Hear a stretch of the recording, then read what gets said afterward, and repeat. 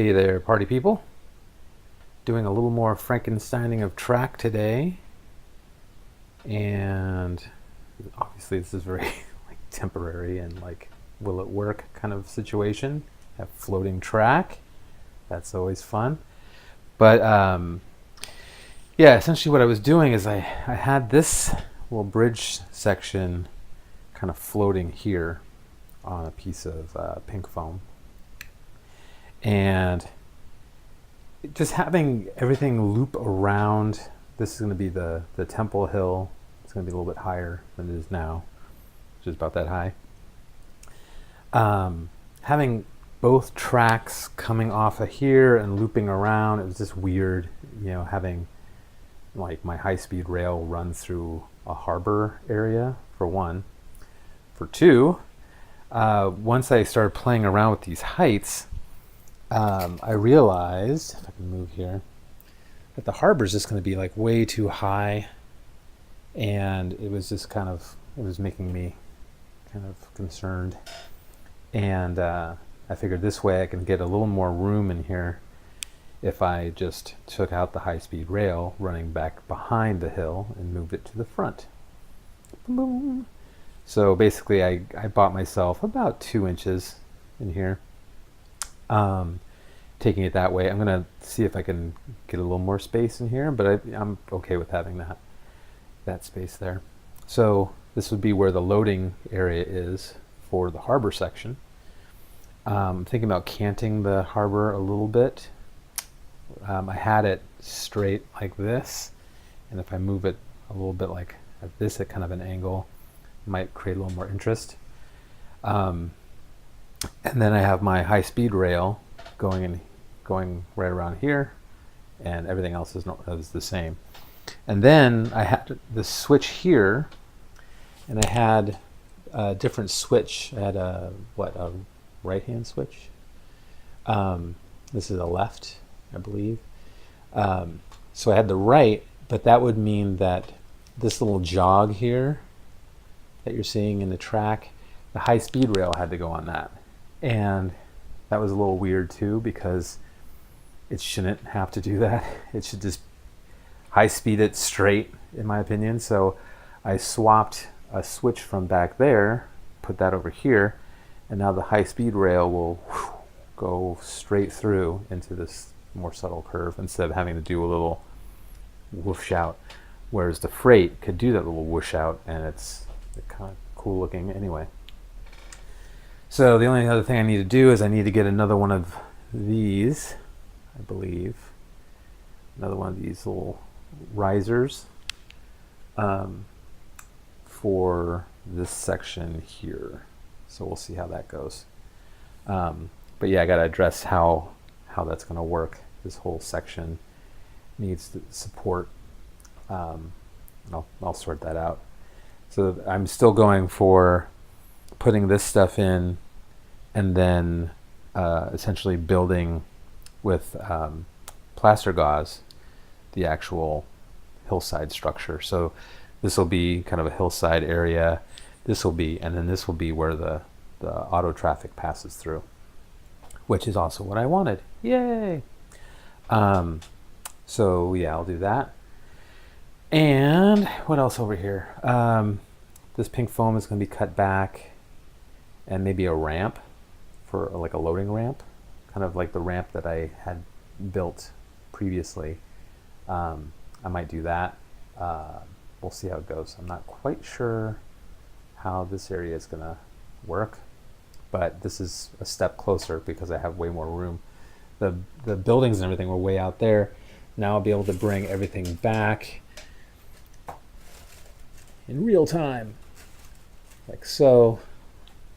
Voila. And I'll sink it down or something. I have to figure that part out. Because buildings like this guy, the boat is supposed to go right in the water, and as you can see, so yeah, all that will come down, and then my loading dock will be back here. Voila. Larger hill. Freight running around the back of the hill, and high speed running around the front.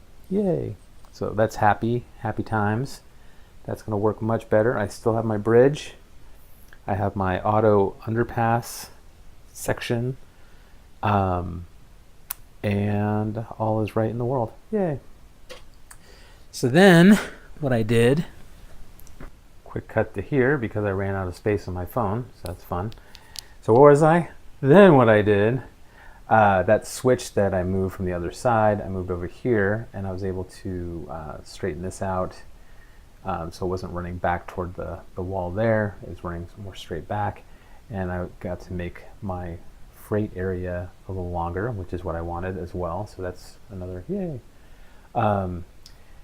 Sadly, the loading dock area will not be on this side like it was in my old layout, but it's going to be on the other side with the shipping area over there. So it won't be as visible being on the other side of the train, but that's okay. That's fine. And what else? Oh, I started pulling up this glue, which is awful. I'll never use this glue again. There was a suggestion from one of the YouTube folks about using the caulking material. I think I mentioned that last time. And that'll be great because it's more rubbery and we'll just pull it up. It'll be much simpler to get up. I covered all this before when I thought I was recording, and I wasn't. So now I'm going through it again in a quicker fashion, which is great. I'm also looking at leveling all the track. Once it's all running properly, I'm going to level it, so avoid all this floaty crap. I have it just kind of Frankensteined in right now in various places just to make sure it runs, with these kind of shims and things. Once it runs and everything is great, I'll be picking up areas of track and removing all the old layout material underneath it.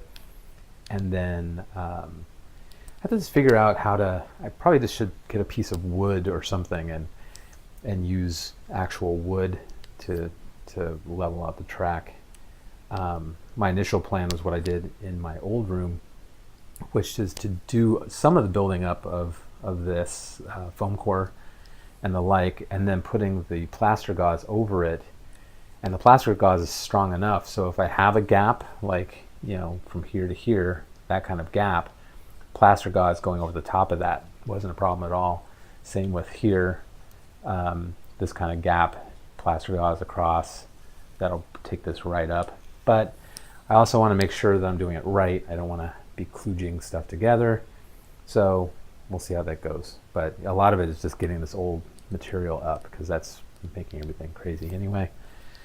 I did have a situation where, I'm not DCC, I'm just straight up, plug and play. And so what was ending up happening was, it was this weird thing where I would get all the way around to where the bridge was here, when the bridge was here, and the train would stop dead. And so I'd have to switch a series of switches, and then it would go around, and then it would die again here. I'd have to switch the switches back there, then it would come around to the station. But it was so kludgy. It was, there's that word again. It was not what I wanted at all, and I had to fix it. And so I thought, what I'll do is, Kato has, find some track, the insulated joiners that you can put on there so that the current isn't going through. I thought that was the case. I thought, I'll just get some insulated joiners. These are not the insulated ones, these are the normal ones. And that'll help because it's obviously a power issue. And if I put an insulated joiner over here, then it'll be fine, everything will be great. I disconnected the track to do a test to see, okay, what if there was no power going through? And that was not the case, it still didn't work. And so I was going through and making all these kind of calculations of what could be going wrong. It just turned out that it was too many of these, too many feeders. I had this over here at one point, and for some reason it was screwing everything up. So essentially I have a feeder back here and a feeder back here, which allows me to park a train here and still run trains back here with the switching. So that's exactly what I wanted. And I can also run from the freight line around and have this guy go around, and everything was working great. But that when I added this guy here, which I had pulled up because I'm pulling up the glue, when I added this section and this switch, it screwed everything up. And so taking out that feeder worked. So now everything works. So as of the other day, before I did this, I don't know what's going to happen now, but everything worked. So, so now, again, I'm going to get this section propped up now that I tweaked it, and I'll play around with it some more to make sure it's what I want. And then if it is, and I get a green light, thumbs up, then the next thing to do is just this tedious stuff of prying this stupid glue up and all this, various leftover stuff wherever the track is. And then I'll go in and start doing all the other fun stuff, like putting plaster gauze on all this stuff, figuring out how that's going to look, and figuring out my harbor section, which definitely needs some figuring out. But again, just taking it slow and making sure I'm thinking things through. This is probably going to be longer too, this little section back here. I got a little room back there, so I'll probably put another piece in later today if I have one. Yeah. And I think I'm going to make this guy longer as well, because as it stands now, it's fine to, for parking little things on. But I think if I took it back to maybe here, it would just give me more room for some like switching puzzle kind of action going on. Oh, I also got these guys, which I love. These are little Kato cars, passenger cars. But it turns out they're very finicky. So the way the track is right now, like these guys have no problem. That little Kato job has no problem, and a lot of these little tiny container cars and the like have no problem. But these guys, they're super finicky, and they just pop right off the track all the time. So again, another reason to get the track like super solid and functional and level and all that kind of stuff. So I can run these things. These guys and my Evangelion Shinkansen, I